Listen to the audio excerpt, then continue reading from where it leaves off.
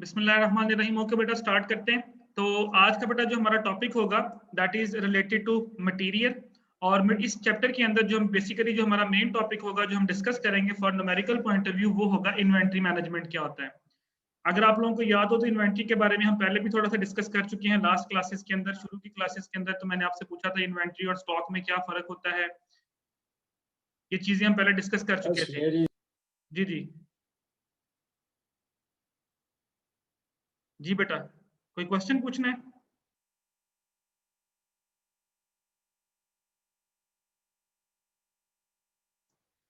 Okay.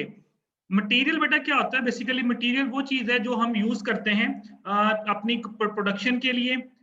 अब यहाँ पे बेसिकली क्योंकि हम लोगों ने बेटा डिस्कस करना है इन्वेंट्री के पॉइंट ऑफ व्यू से, तो आपको याद होगा मैंने आपको बताया था इन्वेंट्री और स्टॉक में क्या फर्क होता है। अब यहाँ पे देखिए, अगर आप इसकी डेफिनेशन देखें तो यहाँ पे लिखा material mean the inventory that is used as input for production of finished goods output are rendering और services are for office use and packaging. यानी हर वो चीज बेटा जो आप यूज करते हैं वो आपकी इन्वेंट्री है, चाहे वो रॉ मटेरियल है, चाहे वो फिनिश गुड्स के पॉइंट ऑफ व्यू से आती हैं, चाहे वो वर्क इन प्रोसेस के पॉइंट ऑफ व्यू से आती हैं। मैंने आप लोगों को स्टॉक और इन्वेंट्री का डिफरेंस बताया था। वो मैंने आपको ये बताया था कि स्टॉक के अंदर जो चीजें होती हैं वो सिर्फ और सिर्फ फिनिश गुड्स की जो चीजें होती हैं वो स्टॉक में आती हैं। इन्वेंट्री के अंदर क्या होता है? इन्वेंट्री के अंदर आपकी सारी की सारी चीजें इन्वॉल्व होती हैं। उसमें आपका रॉ मटेरियल भी आ जाएगा, उसमें आपका वर्क इन प्रोसेस भी आ जाएगा और उसमें आपका फिनिश्ड गुड्स भी आ जाएंगे। तो बेसिकली जो आज का हमारा टॉपिक है, पहले मैं आपको थोड़ा सा उसके बारे में ओवरव्यू दे देता हूँ कि हमने आज करना क्या है। हम आज ये करेंगे, जिस तरह आप लोग स्टोर्स में जाते हैं, फॉर एग्जांपल आप एसपी स्टोर चले जाएं, सिटी में चले जाएं, कैश एंड कैरी चले जाएं, इम्तियाज मार्ट चले जाएं, तो वहां पे आपको इन्वेंट्रियां नजर आएंगी। वहां पे आपको मुख्तलिफ रैक्स नजर आएंगे, जिस किसी में साबुन पड़ा है, किसी में शैम्पूस पड़े हैं, किसी के अंदर ग्रोसरी पड़ी है, किसी के अंदर बर्तन वगैरह पड़े हैं। Hundreds of products are there in that mall. अब मसला ये है कि उनको मैनेज कैसे किया जाता है। उसको मैनेज करने का तरीका कहलाएगा इन्वेंट्री मैनेजमेंट सिस्टम। तो वो लोग अपनी इन्वेंट्री को या अपने स्टॉक को किस तरह से मैनेज करते हैं वो हम आज सीखेंगे कि एक चीज आपके बिजनेस में आ रही है, एक चीज आपके बिजनेस में जा रही है, तो बेसिकली इसको हमने मैनेज कैसे करना है। यानी आज का जो हमारा टॉपिक होगा वो होगा इन्वेंट्री मैनेजमेंट स्टाइल्स, कि हमने अपनी इन्वेंट्री को मैनेज कैसे करना है।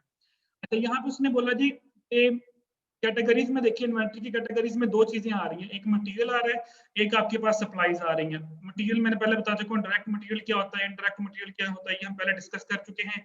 हर वो चीज जो प्रोडक्ट के साथ डायरेक्टली रिलेट होती है वो आपका डायरेक्ट मटेरियल होता है। हर वो चीज जो इनडायरेक्ट वे में आपकी प्रोडक्ट से अटैच होगी वो आपका इनडायरेक्ट मटेरियल होगा। ऑफिस सप्लाईज के अंदर जो चीजें इस्तेमाल होंगी वो आपकी सप्लाईज कहलाती हैं। शिपिंग सप्लाईज में इनकी पैकेजिंग, ये सारी की सारी डेफिनेशन बेटा ये नीचे मेंशन है।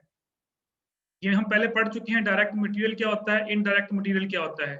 ऑफिस सप्लाईज क्या होती हैं? ऑफिस के अंदर जो मुख्तलिफ किस्म की चीजें यूज करते हैं आप लोग, that is called office supplies. For example stationery वगैरह आप लोग प्रिंटिंग के पेज लेके आते हो, बॉल पॉइंट्स यूज करते हो, ये सारी की सारी चीजें आपकी इन्वेंट्री में ही आएंगी। अब फॉर एग्जांपल हम अपने डिपार्टमेंट की एग्जांपल ले लें। अब हमारा लाइलपुर बिजनेस स्कूल है, तो डेफिनेटली बेटा हमें भी इन्वेंट्री की जरूरत होती है, हमें प्रिंटिंग के लिए पेजेस की जरूरत होती है, हमें फोटोकॉपीज की जरूरत होती है। हमें हर महीने यूनिवर्सिटी की तरफ से एक स्टॉक मिलता है कि जी इतने पैकेट आपके रिम आ गए, इतनी आपके पास बॉल पॉइंट्स दे दी, इतनी उन्होंने हमें वो जो हमने अपने पास रिकॉर्ड रखना है दैट इज कॉल्ड इन्वेंट्री। अब उस इन्वेंट्री को हमने मैनेज कैसे करना है, that is called inventory management style. Question is that कि इन्वेंट्री को मैनेज करने के लिए मुख्तलिफ किस्म के स्टाइल्स क्यों यूज करने पड़े। बेसिकली हम यहाँ पे जो डिस्कस करेंगे वो हम दो मेजर मेथड डिस्कस करेंगे। ये बेटा आपके सामने यहाँ पे आ गया, ये वाला इन्वेंट्री मैनेजमेंट सिस्टम कह लें आप इसको, या इन्वेंट्री मेंटेनेंस सिस्टम कह लें। कोई भी क्वेश्चन, कोई बात समझ में ना आए तो बेटा आप मुझे रोक के दोबारा पूछ सकते हैं, कोई डेफिनेशन समझ में ना आए तो मुझे रोक के पूछ सकते हैं। मेन टॉपिक बेटा हमारा ये है इन्वेंट्री मेंटेनेंस सिस्टम या इन्वेंट्री मैनेजमेंट सिस्टम इसे कहते हैं। दो तरह के बेटा सिस्टम होते हैं इन्वेंट्री को मैनेज करने के लिए। आप एक एग्जांपल ले ले स्टोर रूम की, आप एक एग्जांपल ले ले, फॉर एग्जांपल जिस तरह मैंने बोला एसबी डिपार्टमेंटल स्टोर की एग्जांपल ले ले, सिटी कैश एंड कैरी की ले ले, ये इम्तियाज की ले ले। अब वहां पे हंड्रेड्स ऑफ प्रोडक्ट्स पड़ी हैं। उन प्रोडक्ट को मैनेज करने के दो स्टाइल है, या तो एक होता है पीरियोडिक इन्वेंट्री सिस्टम और एक होता है perpetual inventory system. Any idea कि पीरियोडिक में इन्वेंट्री कैसे मैनेज होती है और परपेचुअल में इन्वेंट्री को हम कैसे मैनेज करते हैं? अब इन्वेंट्री क्या है, उसके अंदर जितनी भी चीजें पड़ी हैं वो आपकी इन्वेंट्री हैं। साबुन पड़े हैं वो आपकी इन्वेंट्री है, सोप पड़ा है वो आपकी इन्वेंट्री है, स्टेशनरी की आइटम्स पड़ी हैं वो आपकी इन्वेंट्री है। अब आपने उसको मैनेज करना है। मैनेज करने का मुराद है कि किस तरह से आपने उसको मैनेज करना है। जी, any idea about the difference between these two? जी, एनीवन? कि पीरियोडिक के अंदर हम स्टॉक को कैसे मैनेज करते हैं और परपेचुअल के अंदर हम कैसे मैनेज करते हैं। Anyone any idea? बेटा यस नो में बोला करें, मुझे पता चले कि आप लोग बैठे हुए हैं। No sir. No sir. इतनी सी बात है, इतना बोल दे, मैं आगे कंटिन्यू करूं। अगर आपको आइडिया है तो आंसर दिए, अगर नहीं आइडिया तो आप बोलेंगे सर नहीं आइडिया, ताकि मैं आपको एक्सप्लेन करने वाला बनूं ना। मैं आपसे क्वेश्चन पूछ के मैं बैठा रहता हूं कि मुझे कोई बोलेगा, मुझे लगता है जैसे आप लोग बैठे कोई नहीं हुआ। तो थोड़ा सा पार्टिसिपेशन रखें। ओके, अब मैं आपको दोनों का डिफरेंस पहले बताता हूं, तो आपने पहले इनका डिफरेंस अंडरस्टैंड करना है, फिर हम डिस्कस करेंगे कि ये स्टाइल इंट्रोड्यूस करवाने की जरूरत क्यों पेश आई, और फिर हम डिस्कस करेंगे कि कौन कौन सी ऐसे स्टाइल्स हैं और किस मेथड को हमने डिस्कस करना है, जो हमारा टॉपिक होगा। पीरियोडिक इन्वेंटरी सिस्टम और परपेचुअल इन्वेंटरी सिस्टम के अंदर बेटा ये होता है, सबसे पहले हम डिस्कस करते हैं periodic inventory system. Periodic inventory system में ये होता है कि फॉर एग्जांपल आपका एक स्टोर रूम है, उसके अंदर मुख्तलिफ चीजें पड़ी, जिस तरह मैंने बोला आपके रैक्स के अंदर शुगर्स के पैकेट पड़े हैं, फलां चीज के पैकेट पड़े हैं।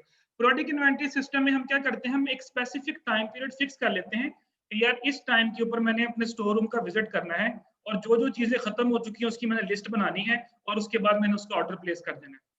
अब उस ऑर्डर को आने में 2 दिन लगे, 3 दिन लगे, यानी आपने एक दिन फिक्स कर लिया। फॉर एग्जांपल मैं कहता हूँ जी कि मैंने हर फ्राइडे को जाना है अपने स्टोर के अंदर, और मैंने लिस्ट बनानी शुरू कर देनी है जी कौन कौन सी चीज खत्म हो चुकी है, कौन कौन सी चीज मेरे पास अवेलेबल है। ओके, अब हर फ्राइडे को जाना, फ्राइडे से पहले मैंने चक्कर नहीं लगाना, ये मैंने सेट कर लिया पीरियोडिक। पीरियोडिक का मतलब होता है after some specific time period. आपने कोई भी फिक्स कर लिया, 1 महीने बाद जाना है, 5 दिन बाद जाना है, 10 दिन बाद जाना है। मैंने कहा जी मैंने फ्राइडे के फ्राइडे जाना है। अच्छा, अब हुआ क्या, मैंने फ्राइडे वाले दिन जग गया, मैंने लिस्ट बनाई कि फलां फलां चीज खत्म हो गई, मैंने ऑर्डर प्लेस कर दिया, चीजें आ गई। लेकिन हो सकता है किसी वीक आपकी डिमांड ज्यादा आ गई। अब फॉर एग्जांपल शुगर की शॉर्टेज आ गई मार्केट के अंदर, एग्जांपल दे रहा हूँ, शुगर जो है वो 2 दिन बाद आपकी जो रैक में थी वो खत्म हो गई। लेकिन आपने अब कब जाना है, यानी फ्राइडे वाले दिन आप लिख के लेके जा चुके हैं, सैटरडे संडे, संडे वाले दिन शुगर खत्म हो चुकी है। अब आपने विजिट कब करना है, आपने अगले फ्राइडे को विजिट करना है। इसका मतलब ये हुआ मंडे, ट्यूसडे, वेडनेसडे, थर्सडे, ये 4 दिन शुगर आपकी स्टोर रूम के अंदर अवेलेबल नहीं हो, क्योंकि फ्राइडे को आप जाएंगे, नोट करेंगे, फिर आप ऑर्डर देंगे, मे पॉसिबल उसको आने में भी 1-2 दिन लग जाए, और बैक एंड के ऊपर भी आपके पास स्टॉक नहीं पड़ा हुआ। तो पीरियोडिक इन्वेंटरी सिस्टम में क्या होता है कि आप अपनी इन्वेंटरी, किसी भी किस्म की इन्वेंटरी, चाहे वो कोई भी इन्वेंटरी हो, आप उसको मैनेज करते हैं after some specific time period. अब इसका नुकसान आपको सबसे बड़ा ये है, जिस तरह मैंने अभी बोला कि फॉर एग्जांपल आपकी वो चीज दरमियान में कहीं खत्म हो गई, उतने दिन तक वो चीज आपके स्टोर में अवेलेबल नहीं है। इसके आपको 2 नुकसान होंगे। पहला नुकसान क्या होगा, डेफिनेटली कस्टमर आएगा, आपकी वो चीज नहीं बिकेगी, तो क्या होगा, जब वो चीज नहीं बिकेगी तो इसका मतलब है कि आपकी सेल्स में कमी आएगी। जब वो चीज स्टॉक में अवेलेबल नहीं, अगर होती तो आप उसको बेच लेते, आपका प्रॉफिट बढ़ जाता, थोड़ा सेल बढ़ जाती। एक तो ये नुकसान है। दूसरा नुकसान क्या होगा, अगर एक चीज बार बार एक कस्टमर आ रहा है और आपके स्टोर में वो चीज नहीं मिलती उसको, तो क्या होगा, सर वो नेक्स्ट टाइम किसी और शॉप पे चले जाएगा। यस डेफिनेटली आपकी रेपुटेशन डैमेज होगी ना। मे पॉसिबल जिस तरह आप एक शॉप पे गए, आपने कहा भाई ये चीज है, उसने कहा नहीं, फिर आप गए, उसने कहा नहीं, फिर अगले दिन गए, उसने कहा नहीं, तो नेक्स्ट टाइम आप कहेंगे यार इस शॉप पे तो चीज मिलती नहीं है, तो हम किसी और शॉप पे मूव कर लेते हैं। इसकी बेस्ट एग्जांपल देख लें आप देखें जो करीब करीब डिपार्टमेंटल स्टोर्स खुले होते हैं। मैं एग्जांपल आप देख लें जंग रोड के ऊपर ही, मैं ये अगर आप एग्जांपल दूं, मेरे पास है यहाँ पे एक एसबी और साथ में बिल्कुल सिटी में कैश एंड कैरी है। एसबी पहले ओपन हुआ था और वहां पे इतना रश था कि आपकी सोच होती थी। जैसे city cash and carry open हुआ, एसबी के अंदर ना होने के बराबर रश रह गया। ये नहीं कि उनकी प्रोडक्ट्स में कमी आ गई, मतलब उनकी क्वालिटी में कमी आ गई। द रीजन इज दैट कि उनकी जो इन्वेंट्री मैनेजमेंट सिस्टम है वो बहुत पुअर है। यानी आप महीने के शुरू में भी जाते हैं कोई चीज लेने के लिए, तो मोस्टली आपको आधी चीजें मिलती हैं, आधी चीजें मिलती नहीं है। यानी शैम्पू फिनिश हुआ है वहां पे, शुगर कम पड़ी हुई है तो वो नहीं मिली, यानी आपने 10 चीजें लेनी थी, 5 मिलती हैं, 5 नहीं मिलती। तो क्या होगा, मैंने कहा यार एक दो मुझे यहाँ आना पड़ता है, फिर अगली शॉप पे जाना पड़ता है बाकी चीजें लेने के लिए। तो मैं कहता हूँ क्यों ना फिर मैं उसी से ले लूँ जहाँ पे मुझे सारी मिल जाती हैं, रेट तो सेम है दोनों का। इस वजह से सिटी कैश एंड कैरी में सबसे बेस्ट ये है कि वहां पे कभी भी स्टॉक खत्म नहीं होता, ना होने के बराबर आपको चांस मिलेगा कोई चीज खत्म हुई हो। तो उन्होंने इतना अच्छी तरह से अपने इन्वेंट्री को मैनेज किया हुआ है। तो 2 नुकसान हुए। एक नुकसान आपको ये हुआ कि आपकी सेल में कमी आई क्योंकि वो चीज अवेलेबल नहीं थी, तो आप उसको सेल नहीं कर सके। एंड सेकंड बेटा आपकी रेपुटेशन डैमेज होगी। जब रेपुटेशन डैमेज होगी तो अल्टीमेट आपकी प्रॉफिटेबिलिटी के ऊपर फर्क पड़ेगा। जब सेल्स कम होगी तो आपको प्रॉफिट जो है उसको डिक्रीज होना शुरू हो जाएगा। ओके, ये तो होगा product inventory system. Perpetual inventory system क्या कहती है, परपेचुअल इन्वेंट्री सिस्टम आपके स्टॉक को अपडेट करेगी आफ्टर ईच ट्रांजैक्शन। जैसे ही कोई ट्रांजैक्शन टेक प्लेस होगी, पीछे स्टॉक का बैलेंस आपके सामने आ जाएगा। जैसे ही ट्रांजैक्शन टेक प्लेस होगी, पीछे स्टॉक का बैलेंस आपके सामने आ जाएगा, यानी विद इन सेकेंड्स। अब आप कभी बिल वगैरह देखें, आप किसी डिपार्टमेंटल स्टोर पे जाएं तो एक बिल आपको निकाल के देते हैं, उसके ऊपर क्या कॉलम बने होते हैं, प्रोडक्ट का नाम, आगे लिखा होता है रेट, क्वांटिटी, अमाउंट, यानी इतने की ये प्रोडक्ट है, इतनी आपने क्वांटिटी में खरीदी। फॉर एग्जांपल शुगर का लिखा है तो आगे लिखा है शुगर के 2 पैकेट लिए और एक पैकेट की प्राइस 100 रुपया, तो आगे लिखा 200। देखा ना कभी बिल ऐसे बना हुआ? अक्सर आप शॉप्स पे चले जाएं, वहां पे आपको इस तरह के बिल बनेगा। इवन कि आप कोई वो खरीदने चले जाएं, ये जो होती हैं मेडिसिन खरीदने चले जाएं, तो मेडिसिन में भी ऐसे होता है कि जी आपने ये गोली खरीदी, कितनी गोलियां खरीदी, 10, एक गोली का रेट ये है और उसके आगे अमाउंट। अब ये जो है, अब जैसे ट्रांजैक्शन टेक प्लेस हुई तो देखिए आप, फॉर एग्जांपल अगर आपने शुगर के पैकेट खरीदे तो at the end of the evening या at the end of the transaction आपके बैक साइड के ऊपर सिस्टम में शो हो जाएगा कि आज इतने पैकेट रह गए जी, पीछे इतने पैकेट रह गए, पीछे इतने पैकेट रह गए। इवन के जैसे जैसे चीजें आपकी लिखी जा रही हैं बैक एंड के ऊपर, उसका समरी आती जा रही है, सामने जो बंदा वहां बैठा हुआ है उसके सामने समरी आती जा रही है, या जो आपका इन्वेंटरी मैनेजर है वो अपने सिस्टम के ऊपर बैठे देख सकता है कि इस वक्त कौन सी चीज कम हो रही है, कौन सी चीज हमारे पास एक्सेस पड़ी है। तो जैसे उसको लगता है कि अब ये चीज खत्म होने वाली है, वो फौरी तौर पे ऑर्डर प्लेस कर देगा। इसमें वो फ्राइडे का वेट नहीं करेगा या वो सैटरडे का वेट नहीं करेगा, वो देखेगा जी चीजों की क्वांटिटी फलान। मैं इसके बाद एक चैप्टर पढ़ाऊंगा आपको, इस चैप्टर के बाद उसमें मैं आपको ये भी सिखाऊंगा ऑर्डर लेवल क्या होता है, री ऑर्डर लेवल क्या होता है, कितनी चीजें रह जाए तो हमें ऑर्डर कर देना चाहिए, स्टॉक में कितनी चीजें हो तो हमें ऑर्डर नहीं करना चाहिए। ये सारी चीजें हम आगे भी डिस्कस करेंगे। तो परपेचुअल इन्वेंटरी सिस्टम बेसिकली आपको हर ट्रांजैक्शन के बाद अप टू डेट इंफॉर्मेशन देता है। तो आज कल बेटा आप देख लें, जितने भी छोटी सी छोटी शॉप्स पे चले जाएं, सुबह जो मैनुअल काम कर रहे हैं, जहाँ पे कंप्यूटर इंस्टॉल है, जो कंप्यूटराइज बिलिंग देते हैं, उनके पीछे परपेचुअल इन्वेंटरी सिस्टम है। आप मेडिकल स्टोर में चले जाएं तो आपको जब बिल निकाल के देखें, कभी बिल को पढ़ के देखिएगा, उसके बैक एंड के ऊपर परपेचुअल इन्वेंटरी सिस्टम है। देखिए जब आप कभी गोली लेने जाते हैं तो बोल रहा होता है ना कि कितनी रह गई जी सर, दो शरबत पड़े हुए हैं, 3 सिरप पड़े हुए हैं, 4 गोलियां पड़ी हैं, 5, वो उनके पास पीछे स्टॉक शो हो रहा होता है, स्टॉक के अंदर कितनी चीजें पड़ी है। तो अगर वो चीज उनको नहीं मिलती तो फिर उनको पता चल जाएगा कि ये चीजें तो सिस्टम में शो हो रही हैं कि पड़ी हैं, लेकिन हमें मिल क्यों नहीं रही। यानी इसका मतलब है कि आप थेफ्ट वगैरह को भी वहां से आइडेंटिफाई कर सकते हैं कि यार ये तो मेरे सिस्टम तो बता रहा है कि 5 पैकेट शुगर के पड़े होने चाहिए, लेकिन जब हम शुगर का पैकेट लेने गए तो वहां पड़ा ही कोई नहीं हुआ। Then you can also identify कि चीजें कहाँ पे जा रही हैं। तो परपेचुअल इन्वेंटरी सिस्टम में क्या होता है कि आपका जो स्टॉक होता है वो हर ट्रांजैक्शन के बाद अपडेट होता है। तो दोनों में से कौन सा बेहतर है फिर, पीरियोडिक या perpetual? Perpetual sir. Perpetual inventory system is better, क्योंकि एक तो ये आपको अप टू डेट इंफॉर्मेशन देता है, दूसरा हर ट्रांजैक्शन के बाद आपके सामने बैलेंस आ जाता है कि मेरे स्टोर के अंदर कितनी चीजें पड़ी हुई हैं। अंडरस्टैंड बेटा? Yes sir. सर ये आगे एक्सप्लेन किया हुआ परपेचुअल मैंने एक्सप्लेन कर दिया, इसको पढ़ आप खुद लीजिएगा, आइडिया मैं आपको देता जा रहा हूँ, ठीक है। इसकी बाकी थ्योरी वगैरह ये आपके सामने शेयर है, बुक मैंने आपको दी हुई है, उसमें ये लिखी हुई है सारी की सारी।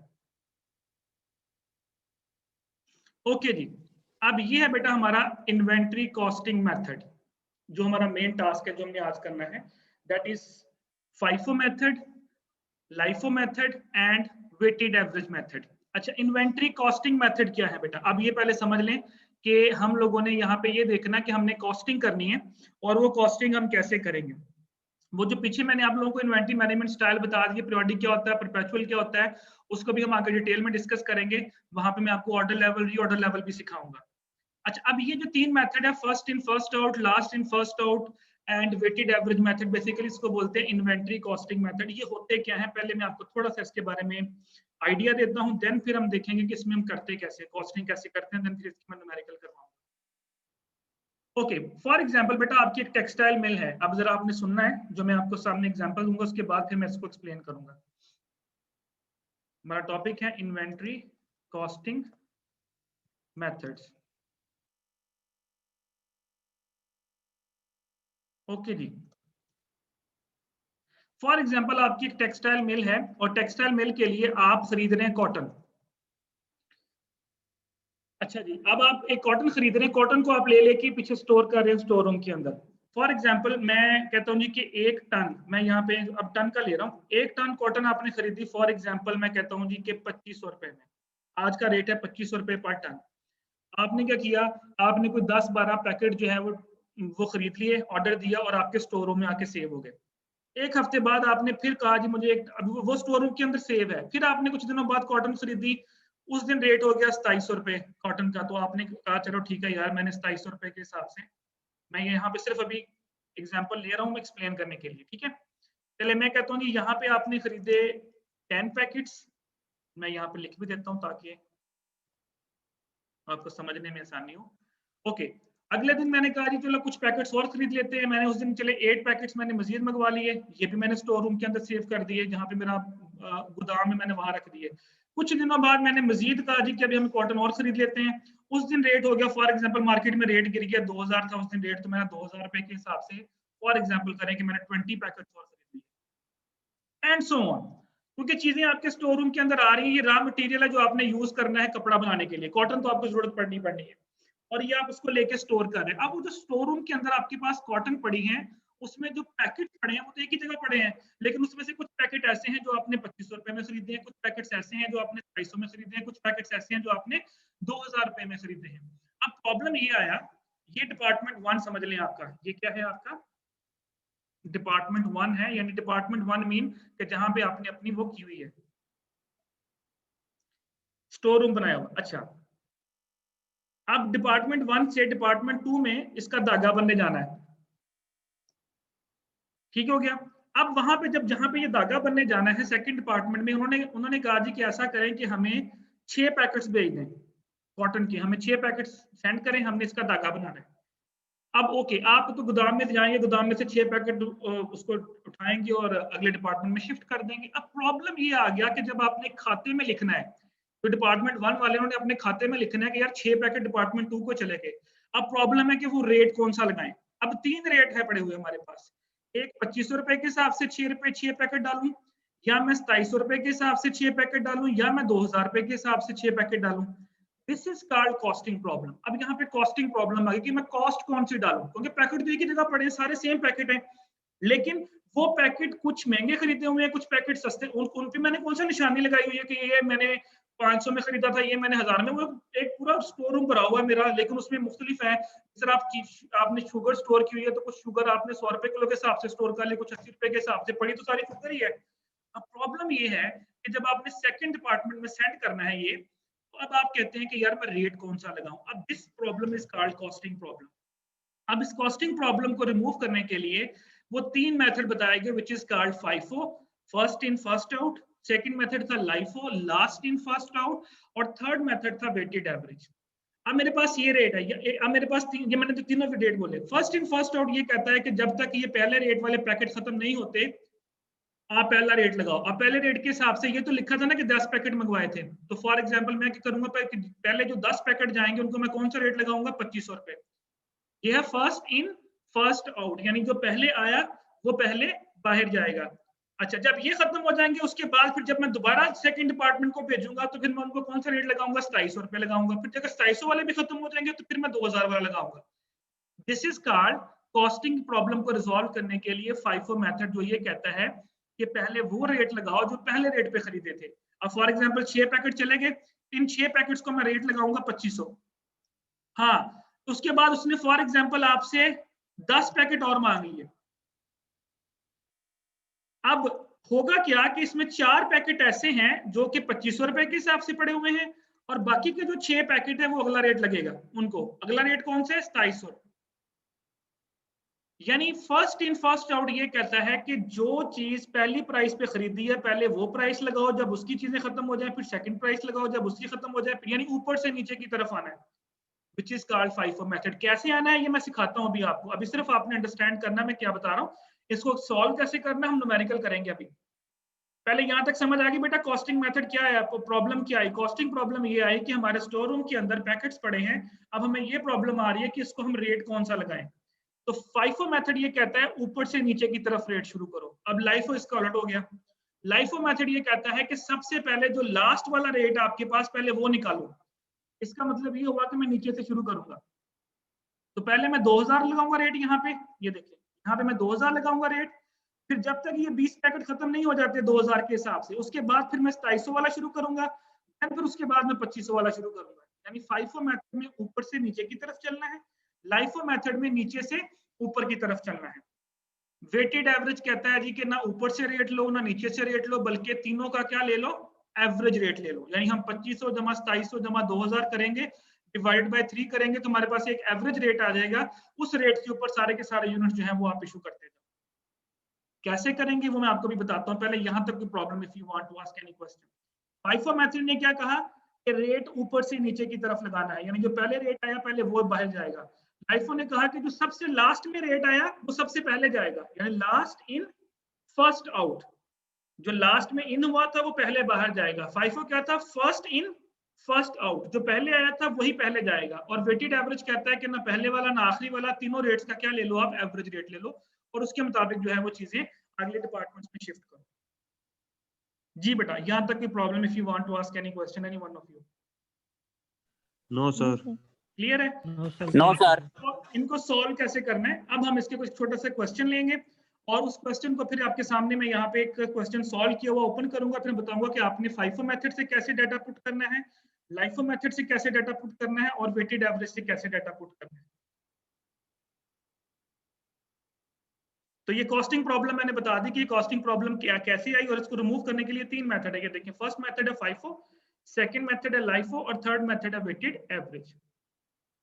ओके, छोटा सा हम एक एग्जांपल लेते हैं। ये उनकी डेफिनेशन गिवन कर की हुई है, मैंने आपको एक्सप्लेन कर दिया, आप इसको देख लीजिएगा। ओके, ये क्वेश्चन लेते हैं। सबसे पहले इसको हम समझ लें कि इसमें क्या क्या चीजें उसने गिवन की हुई हैं, और देन बेटा फिर इसको हम सॉल्व करेंगे। ठीक हो गया?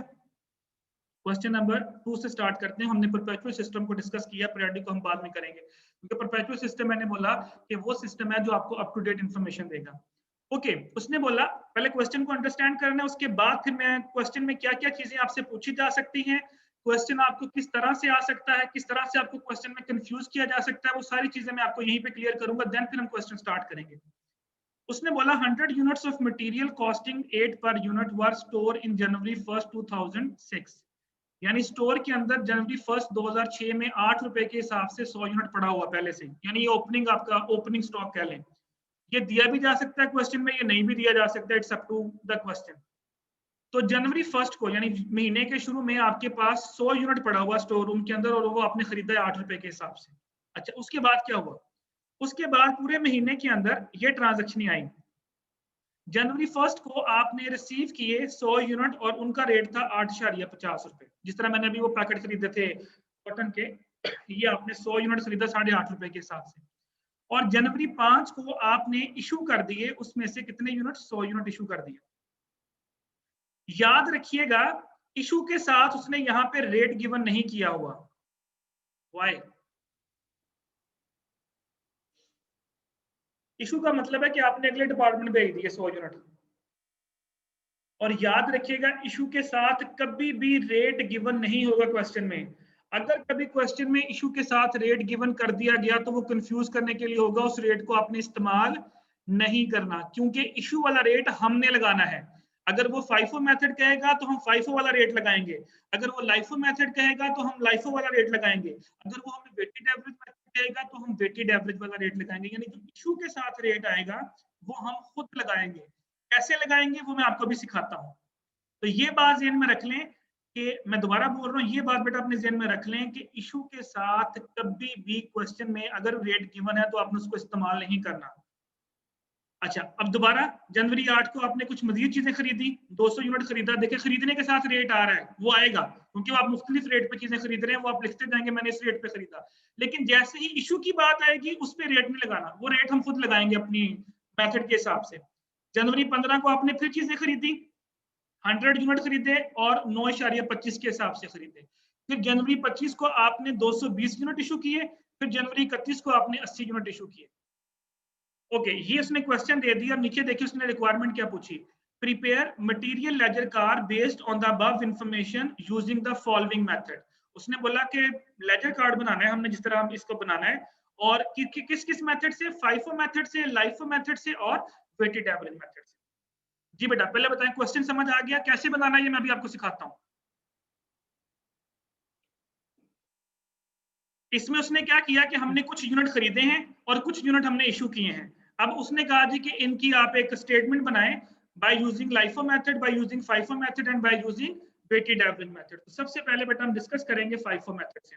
तरीका सब तीनों में सेम होगा, तीनों का बनाने का तरीका सेम है, तीनों का फॉर्मेट सेम है। फर्क सिर्फ क्या होगा, जब आपने इशू पे रेट लगाना है तो वो रेट चेंज होगा तीनों मेथडों में, बाकी हर चीज सेम होगी, करने का तरीका भी सेम होगा। लेकिन जैसे ही इशू वाली ट्रांजैक्शन आएगी उसके साथ जो आपने रेट लगाना है फाइफो में फाइफो के हिसाब से रेट लगाएंगे, लाइफो में लाइफो के हिसाब से रेट लगाएंगे और वेटेड एवरेज में वेटेड एवरेज के हिसाब से रेट लगाएंगे।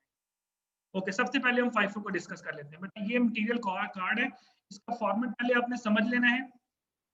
आपके बेटा 4 मेन कॉलम होंगे, पहला डेट का कॉलम होगा, आगे रिसीव का कॉलम होगा, आगे इशू का कॉलम होगा और आगे बैलेंस का, यानी 3 आपके 4 मेजर कॉलम है। पहला कॉलम डेट का, सेकंड कॉलम रिसीव का, तीसरा कॉलम इशू का, चौथा कॉलम बैलेंस का। फिर हर कॉलम के आगे 3 सब कॉलम्स बनाने हैं। रिसीव के भी 3 कॉलम आएंगे, यूनिट, यूनिट कॉस्ट, अमाउंट, यानी आप इसको कह सकते हैं, इसको आप क्वांटिटी रेट अमाउंट भी लिख सकते हैं। वो जो मैंने आपको बिल की एग्जांपल दी थी कि आप किसी डिपार्टमेंटल स्टोर पे जाएं तो आपको एक बिल निकल के आता है, उस पर लिखा होता है क्वांटिटी रेट अमाउंट, कितनी क्वांटिटी खरीदी यानी 2 पैकेट खरीदे और उसका रेट था 100 रुपया और आगे लिखा होता है 200 रुपया। कभी भी आप देख लें अपने, अगर आपकी पॉकेट में कोई बिल वगैरह हो किसी स्टोर का तो आपको इजीली पता चल जाएगा, और वो यही चीज होती है। तो हर कॉलम के आगे 3-3 सब कॉलम बनाने हैं सिवाय डेट के। Unit, unit cost, amount, unit, unit cost, amount, unit, unit cost, amount, यानी कितनी क्वांटिटी खरीदी, किस रेट पे खरीदी और उसकी अमाउंट, कितनी क्वांटिटी इशू की, किस रेट पे इशू की, उसकी अमाउंट, कितने यूनिट हमारे पास बैलेंस में रह गए, किस रेट पे बैलेंस में रह गए, उसकी अमाउंट। पहले बेटा ये तीनों का फॉर्मेट सेम है, फाइफो का भी यही फॉर्मेट है, लाइफो का भी यही फॉर्मेट है, वेटेड एवरेज का भी यही फॉर्मेट है। सिर्फ मैंने बोला एक ट्रांजैक्शन चेंज होनी है और वो ट्रांजैक्शन है इशू वाली, कि वो उसमें रेट चेंज होना है, क्योंकि फाइफो कहता है ऊपर से रेट लो, लाइफो कहता है नीचे से रेट लो, और वेटेड एवरेज कहता है ना ऊपर से लो ना नीचे से लो, बल्कि आप इन रेट्स की क्या लो, इन रेट्स की आपने एवरेज लेनी है। तो बेटा ये फॉर्मेट समझ आ गया, पहले देख लेंगे दफा फॉर्मेट को, फिर मैं इसके अंदर वैल्यूज पुट करता हूँ कि ये कैसे हुई है। जी बेटा फॉर्मेट समझ आ गया? Yes sir. क्लियर है? Yes sir. ओके जी सर। अब ट्रांजैक्शन बेटा सबसे पहली ट्रांजैक्शन देखिएगा, उसने बोला जनवरी आपकी फर्स्ट को, ये देखिए जनवरी फर्स्ट की ट्रांजैक्शन है, और उसने बोला क्या बोला, मैं पहले ऊपर की तरफ से क्वेश्चन में ले रहा हूँ। उसने बोला कि 100 यूनिट पड़ा हुआ है 8 रुपए के हिसाब से आपके जनवरी फर्स्ट को। ये आपने कहीं से खरीदा नहीं है, इसका मतलब है ये बैलेंस में पहले से ही आ रहा है, पिछले महीने का कोई बैलेंस पड़ा हुआ है। तो हमने क्या किया, देखिए यहाँ पे फाइफो मेथड में रिसीव्ड वाला कॉलम भी छोड़ दिया, इशू वाला कॉलम भी छोड़ दिया, सीधा डायरेक्ट बैलेंस में चले गए। 100 यूनिट 8 रुपए के हिसाब से 100 मल्टीप्लाई बाय 8 इक्वल टू 800, तो ये पहले ट्रांजैक्शन पास होगी। तो आपका मे पॉसिबल ये पहले वाली ट्रांजैक्शन आपको क्वेश्चन में गिवन ही ना हो, नहीं गिवन होगी तो नहीं लिखेंगे। तो ये उसने गिवन कर दी थी कि 100 यूनिट 8 रुपए के हिसाब से पहले बैलेंस में पड़ा हुआ है, तो हमने कहा चलो ठीक है जी पड़ा हुआ है।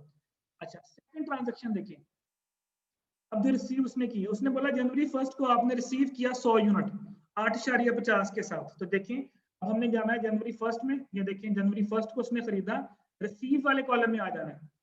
100 यूनिट खरीदा 8.50 के ऊपर और 850 रुपए बनेंगे, मल्टीप्लाई करते जाए साथ साथ, कैलकुलेटर अपने पास रखें क्योंकि मैंने यहाँ से आपको 2-3 चीजें कैलकुलेट करनी सिखानी है।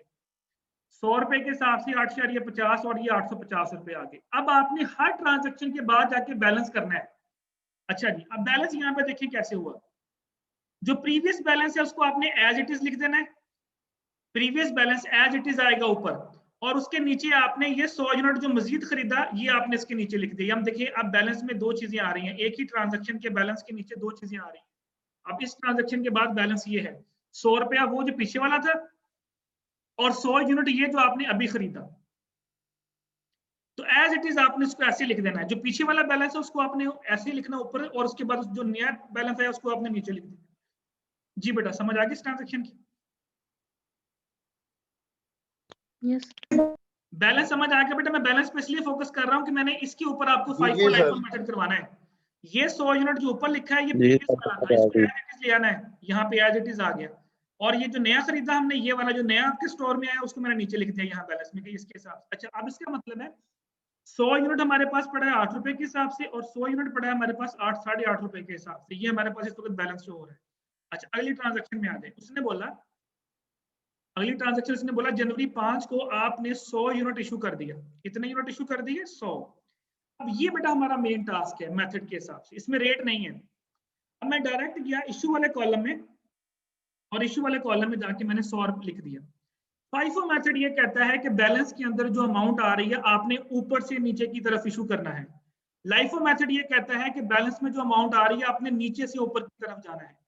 अब देखिए 100 यूनिट आपने उठाया, तो यहाँ पे देखिए ऊपर से नीचे की तरफ ये 100 यूनिट पड़ा हुआ था, ये देखिए 100 यूनिट पड़ा है, और इसका रेट कितना है?